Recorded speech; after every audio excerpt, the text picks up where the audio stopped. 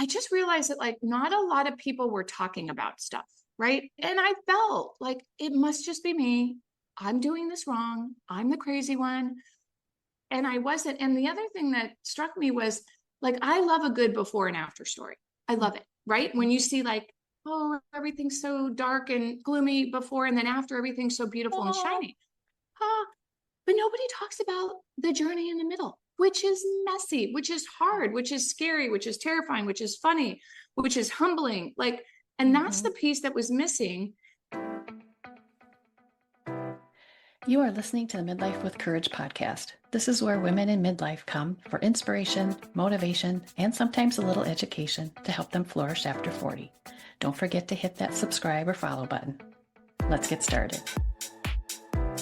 Hello, everyone, and welcome back to Midlife with Courage. I am Kim Benoit, and I'm so happy to have you all here. I'm also very happy to have my guest here with me today. Her name is Angela Burk. Welcome to the podcast, Angela. Hi, thank you for having me. I'm really glad to be here. Yeah, I cannot wait to talk to you. Why don't you just introduce yourself, tell the listeners what you would like them to know about you? I'm Angela. I am based in California, but I actually split my time between California and Australia, which is where my fiancé lives. So together we have a staggering number of children. We have 7, and I have 3 boys myself. And I spent 30 years as a high-tech B2B marketer. I retired in December of 24. And then in April of 25, got this crazy idea to write a book. And that's what I did. So I spent last year writing my book, Real Girl's Guide to Midlife, and I published that in December. And really, what's kind of funny is that the book is actually an idea that I had 20 years ago. I was 35 and had 2 of my 3 boys at that point, sort of going through a crossroads in my marriage, at work. My identity was starting to change a little bit. My appearance was starting to change. And unbeknownst to me at that time, even my hormones were changing. And I had all these questions because I was looking around and I was like, everybody seems to have everything together. So it's got to just be me. I'm the crazy one. I must be doing this wrong. And I put these ideas into a red folder. It was, remember those old folders, the actual paper folders. And the folder literally and figuratively got buried. And so when I retired, I had a little small pile on my desk and I was cleaning it out and I found the folder is basically what happened. And then I opened up the folder and I was like, well, turns out a lot of the same questions that I had or the same feelings that I was feeling then were still present. And I had a whole host of new ones. So that's what prompted me to write this book. I love it. And I've read part of the book. I just admitted I'm not totally through it yet, but I love it. It is so funny. Thank you. You just take the real life stuff that we're going through and put it out there. And there's experts in there too. We can talk more about that, but let's go back to you, to your story. Yes. Tell us, I always ask my guests to tell us about a time when you felt the most courageous or you showed courage. Yeah. There's probably 2 times in my life where I think back to. Number one is when I ended a marriage. And this was something that happened. It was, a very calm and non-dramatic ending to a marriage that both my ex-husband and I sort of came to this place. And we weren't as happy as I think we wanted to be. And why I felt that took courage was I seemingly, if you look on the outside, I sort of had, I thought, a very idyllic life. And I was so desperate to try to give my 3 boys the kind of intact family that I didn't have, right? My parents divorced and I held on to that. I really white knuckled that. And what I realized was I was so focused on giving them that I wasn't giving them a happy Angela. And I don't even think that they knew me. I didn't know myself, if I'm honest with you. So that took, and not just courage on my part, but also courage on my ex-husband's part to be bold enough and brave enough to put our happiness first and to be very, very focused and diligent on making the transition smooth for my kids, our kids. So, and I think it was probably the first time in my adult life where I actually felt like I put my needs on the top of the list. So, looking back, I would say that would be one time. And then the other time really was writing this book, right? Because here I was in my mid-50s. I had just retired from a career, found the folder, And then I did spend the first couple months. So I found the folder in December of 24, and I didn't start writing the book until April of 25 because I needed those few months to just settle. And I asked myself silly questions like, should I do this? Can I do it? Who am I to think, this is even possible? And I can tell you that those questions lasted such little time. Whereas if I go back to my 20s and my 30s and my 40s, I would have agonized over those things and convinced myself not to do it, because these stories that were floating around in my head, some of which I concocted, some of which others concocted about me, would have just lived there. And they would have been the thing that directed my action. So I give myself a lot of props for, short circuiting that process and moving very quickly from who am I to think I can do this to why the hell not? I'm going to do this. And so that felt very courageous to me. Never written, didn't know how to write a book, didn't know what it took to get a book published, which I ended up self-publishing. And I just figured it out. Yeah. Just figured it out. Yeah. Just figured it out. And I started, and I think that's the other thing, right? Like if I look back at that time, I think sometimes when I felt the least courage, I, in my mind, sort of thought I had to have everything lined up. I had to have the perfect plan and have a scenario and a mitigation plan baked for every possible outcome versus just starting. Yes. And trusting myself. Yes. Yes, that is so huge. There's so many themes there that you just talked about. I'm kind of like you. I would prepare and I'd write out and plan. Just do it. Just take the action, because something will happen. Either it'll work or it won't. And if it doesn't, it's not the end of the world. That's right. Yeah. That's right. So I love that. But another theme that almost universally, all my guests, when you're talking about your boys and ending your marriage and putting yourself first, that it's kind of a version of filling your own cup before you can take care of everyone else. That's my number one theme of all the people that I talk to on this podcast. It's so true. And, as I was writing the book, and I heard it from so many women that I talked to who graciously shared their stories for the book, as well as the experts. And you kind of start to wonder, like, why are we, particularly as women, maybe men feel the same way, I don't know, but certainly as women, what are the reasons why that becomes such a hard thing to do? Like, I can think it, but then when push comes to shove and I have to actually act. And I think a lot of it has to do with, it's very layered.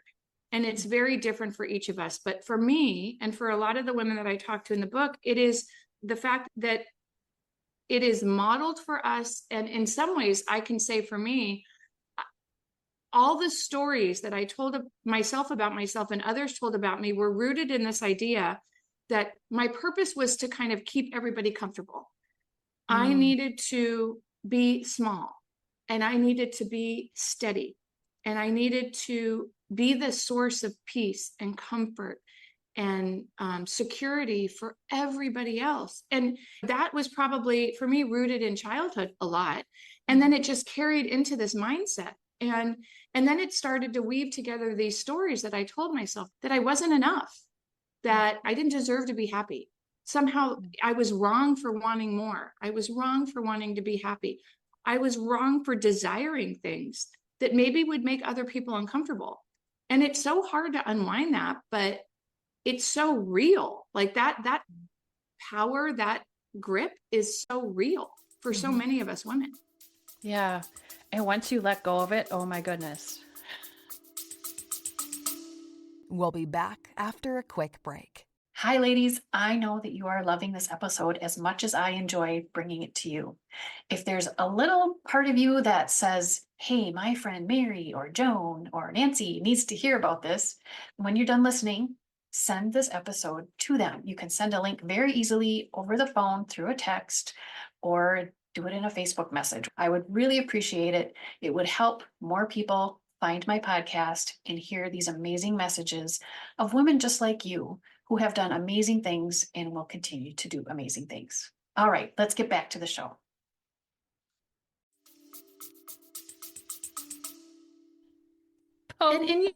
Yeah, it's so true. And it's like, I think even that, as layered as these things are, the unraveling, the untangling of these things is also layered, but it is so powerful and it's freeing. And it actually, for me, in a lot of ways, it explained why I was so tired all the time. Like, if you just think about it, like I was exhausted all the time, like take that alone. Yeah. And I think what's also hard is if you think about what we women go through in our 30s and 40s and 50s and beyond, it's not single threaded, right? You don't get to look at that and go, oh, I'm just dealing with career stuff, or, oh, I'm just dealing, if I'm a mom, I'm just dealing with kid stuff, or, oh, I'm just dealing with relationship stuff. It's all these things happening at one time, layering on hormones. The cake just keeps getting taller and taller. Yes. And it's no wonder why we're so tired all the time. No kidding. I think maybe it was my last podcast guest. We were talking about all the different things we have going on, the kids, the parents that are aging, and then you add the perimenopause on top of it. And what the heck? It explains so much. Yes. Yes. So yeah, it is very liberating. It's very freeing. And it's also, what's the opposite of being exhausted? Energized? I think energized, yes. And it's like, I think the other reality was, for me in particular, and again, for the women I interviewed for the book, it's like all the parts of us that we spend decades editing or softening or pretending aren't there, we're all of a sudden reclaiming. Mm-hmm. And that feels good. And like, I start to recognize myself in my own life, and that feels energizing and exhilarating and safe, honestly. Yeah. Oh, I love that. It does feel safe. You left your marriage, you divorced, and you have another man across the world.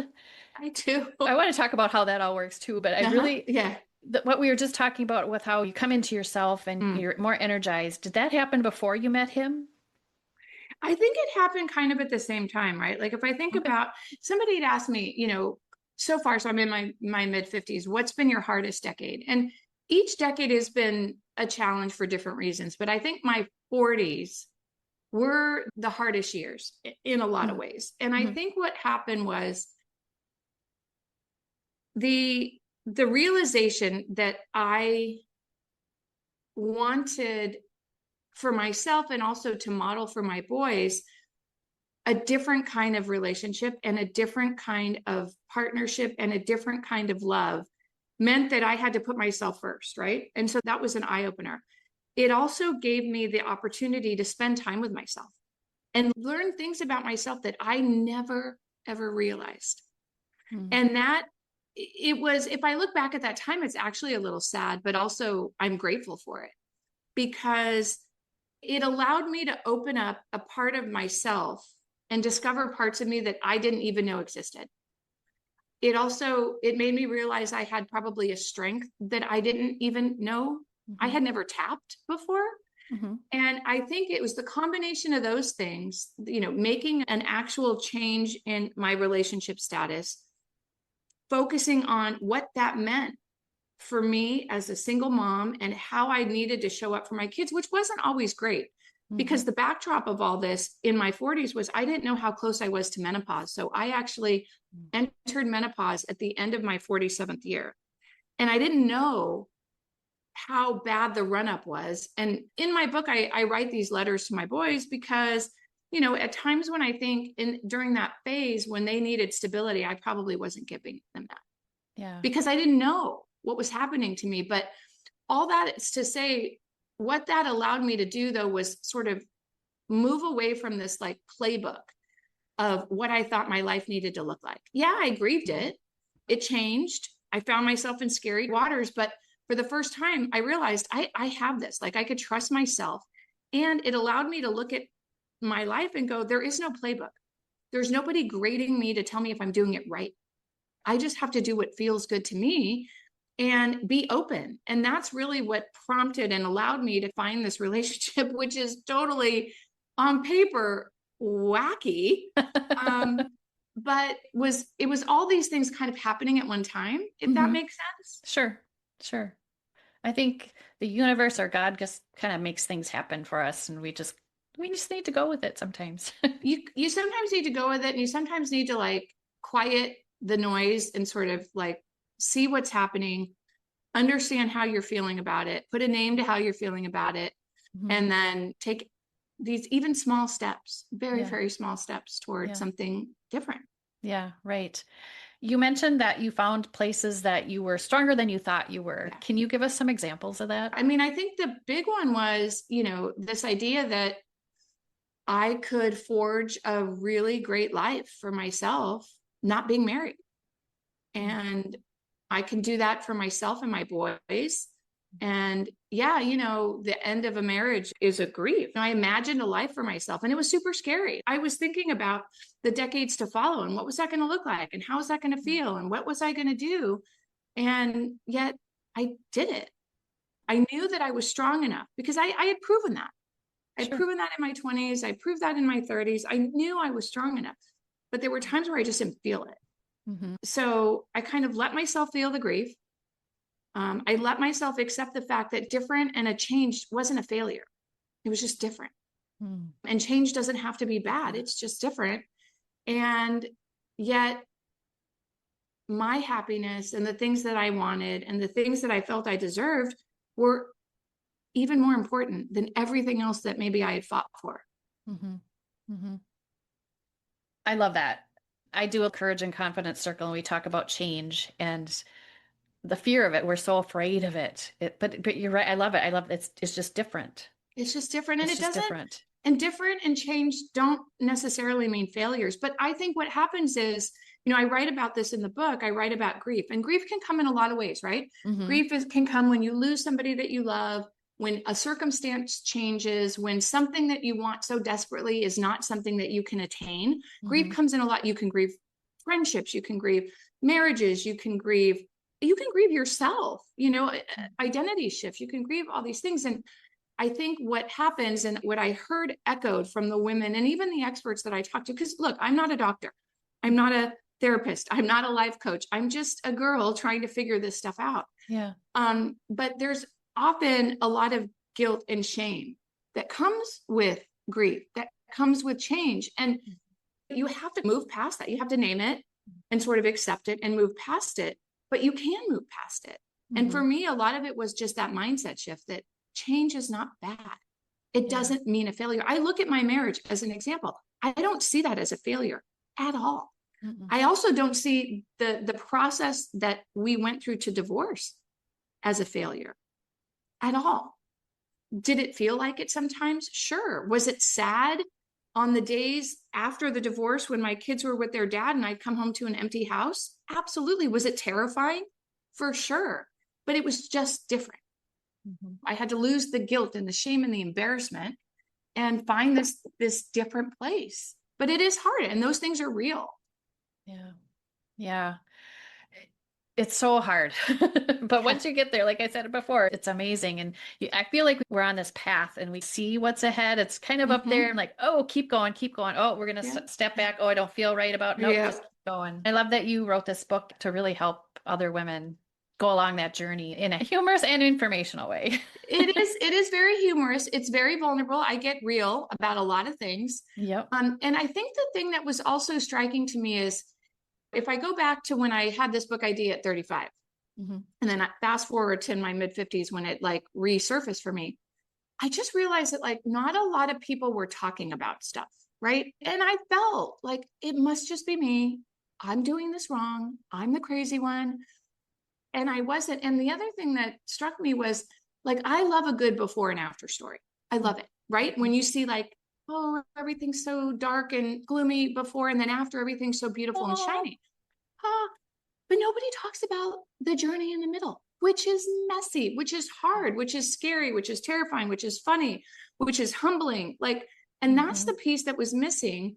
And the other thing that I felt was missing too was right now, midlife and women and menopause, everything's having a moment, and I love it. Love, love, love it. Because we're finally having conversations that for decades, nobody had. Yeah. So that's good. However, I love that Halle Berry's out there talking and writing. I love that Naomi Watts has written a book. Like, I love it. But I'm not those women. Like, I'm just a mom here trying to not just a mom. I am a mom. Thank you. And I am a mom and just a real girl trying to figure it out. And that was kind of the other piece that I felt was missing. It was harder to connect to some of these other voices because that's not my life. I literally show up to the desk wearing jammies and Ugg boots. Like, this is what we're walking today. And that was the other piece that was missing for me. Yeah. Yeah. It's real for a real person, real people. Yeah. And speaking of real, we have to talk about these perimenopause symptoms. One of the things that really I can relate to is the rage feeling. It honestly, the first time I felt it, like it really scared me. Oh yeah. It's a scary thing. Well, it's a scary thing. And if I go back to like my ragiest periods, which was in my 40s, and so coincidentally, right? So back, if I go back then, I don't even think, if I'm honest with you, that I even understood the word perimenopause, right? Like when I was in my 20s and 30s, I'm 19 years younger than my mom. I remember my mom and my grandma talking about the change. I'm using air quotes. Like that's the way it was talked about. And I don't even think I understood the word perimenopause until I was probably through it, to be frank. But if I look back at my ragiest times, you know, I was working a really high pressure job and I was working a lot. My marriage was ending. I was grappling with the fear and uncertainty of, you know, forging a new life that looked very different than the life that I had been living for 15 years.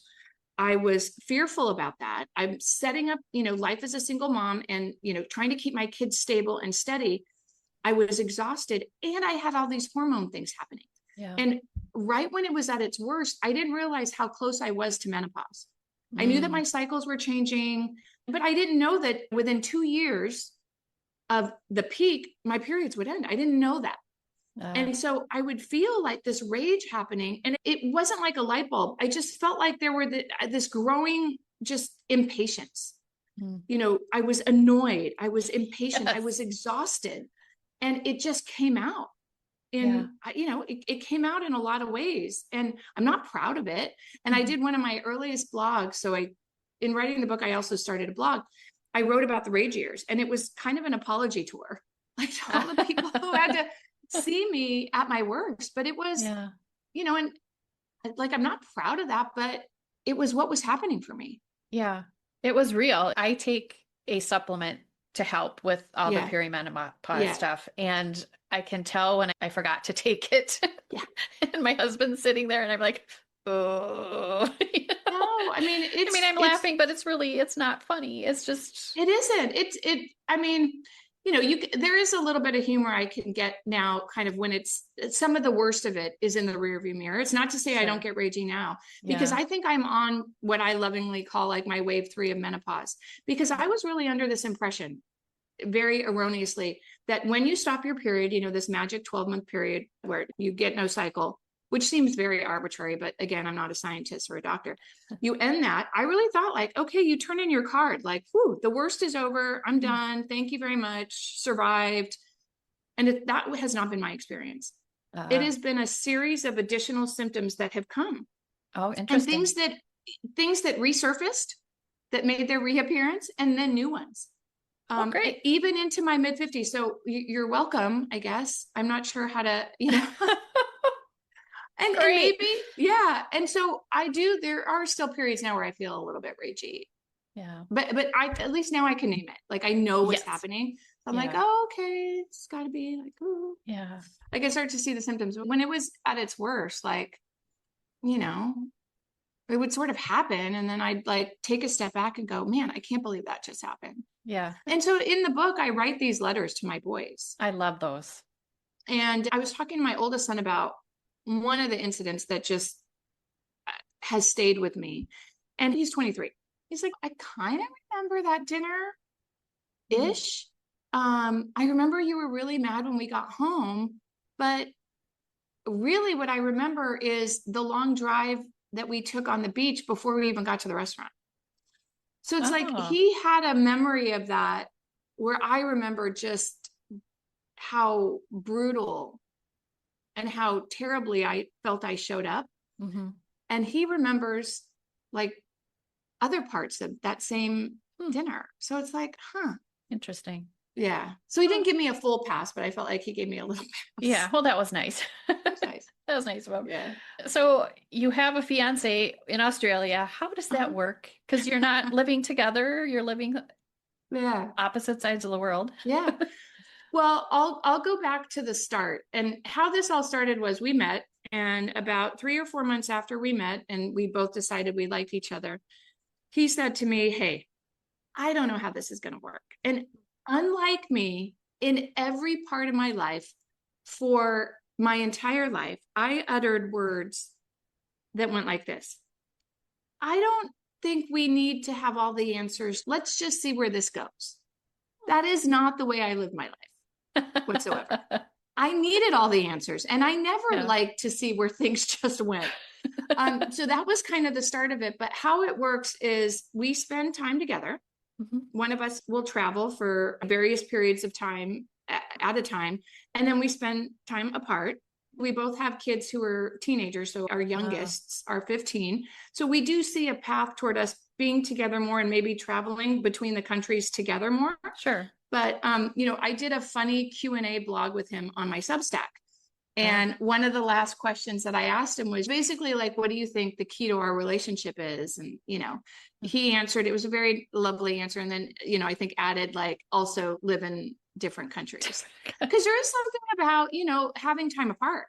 Oh yeah. That is super magical. And what's funny about that is now that I've written the book and I've had the opportunity to talk to so many women and I've connected with them even on the blog, mm-hmm. I am hearing more and more about relationships, especially at women in this age, that look kind of similar to mine. Like maybe their partners don't live 8,000 miles apart, but we, like, hey, we don't live in the same house.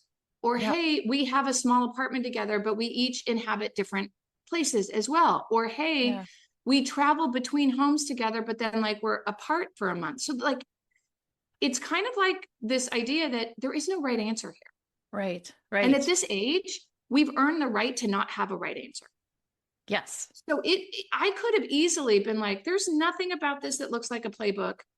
I am not even remotely going to consider this relationship. And I would have missed something really, really amazing. Yeah. Oh, I love that.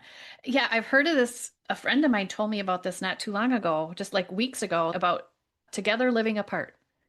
Okay. So is there, because, like I've heard, it is a thing. Okay. Because I was hoping it was going to be like nesting. I hear that like sometimes when people divorce, what they'll do if they have small kids in particular, like that they'll have one place where the kids are. Mm-hmm. And then the parents go in and out, right? Yeah. So like they're nesting. So the kids are in the nest and the parents sort of they move. I love that. So I was hoping that this thing had a name. Yeah. Because I want to read more about it. Yeah, I do too. I'm like interested almost. No.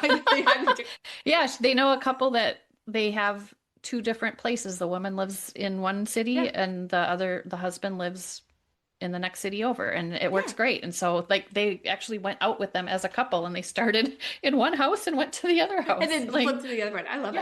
Yeah. Okay. I'm going to read up on this. Yeah, me too. Yeah. Okay. I've been married for almost 38 years. And after he retired, after a few weeks of being together, it's time for him to go up north to his deer shack and ice fish or whatever, Well, and I think like one of the other things that I think is happening to a lot of us in this phase, and the theme that sort of surfaces in the book, is there's no right way to do life. Mm-hmm. The things that make us happy, the things that fulfill us, whether that's wanting space, wanting more, having different desires, like whatever it is, those things have to come first. And we're not wrong for wanting more. Like the idea that we're wrong for wanting more is silly.